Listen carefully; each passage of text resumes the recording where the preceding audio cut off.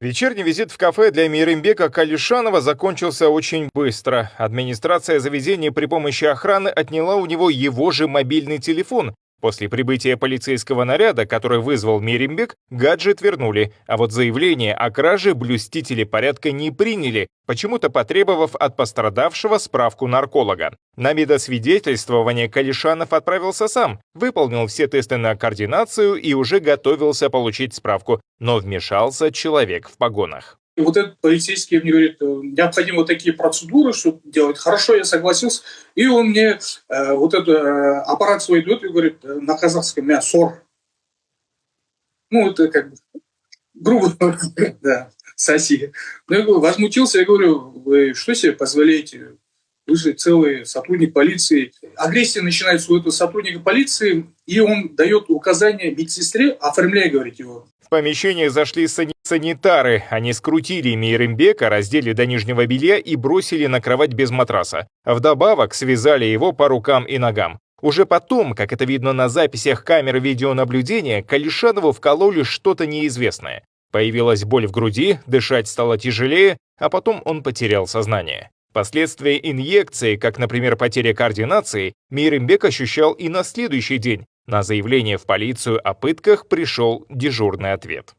Относительно доводов, указанных в вашем обращении, сообщаем, что Департаментом полиции Атырауской области проведена служебная проверка, по результатам которой в действиях сотрудников полиции нарушений законности не усмотрено. При этом основания для пересмотра заключения служебной проверки отсутствуют.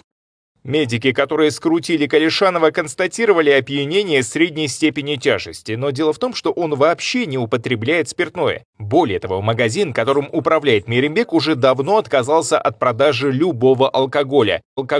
И эти старания, что иронично, оценили в департаменте полиции Атырауской области. Сейчас в Атырауской области это единственный супермаркет, где не продают никакой алкоголь, поэтому я надеюсь, это послужит хорошим примером для других. Спасибо вам. Записи с камер видеонаблюдения, которые успели изъять адвокаты Калишанова, администрация вытрезвителя уничтожила. Но эти неопровержимые улики, говорит Мейрембек, ни следствие, ни суд даже не пытались изучить. Изучив все эти видеоматериалы, которые представил Мейрембек, там явно были прям следы пыток. Хотя бы жестокое обращение точно присутствовало.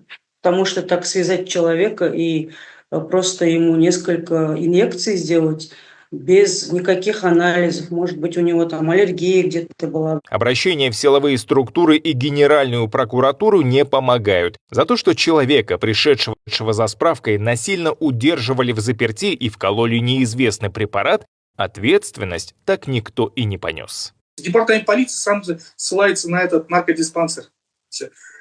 Сами себя проверили, в общем, братик не виноват. Я думаю, там у них уже вот эти чувства атрофировались, там на автомате прям такие каменные глаза. Иногда прям вот как предприниматель не хочет уже налоги платить, содержать таких людей.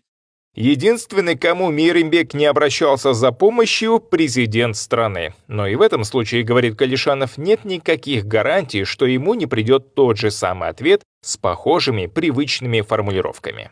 Даурен Хайригельдин, Настоящее время Азия, Казахстан.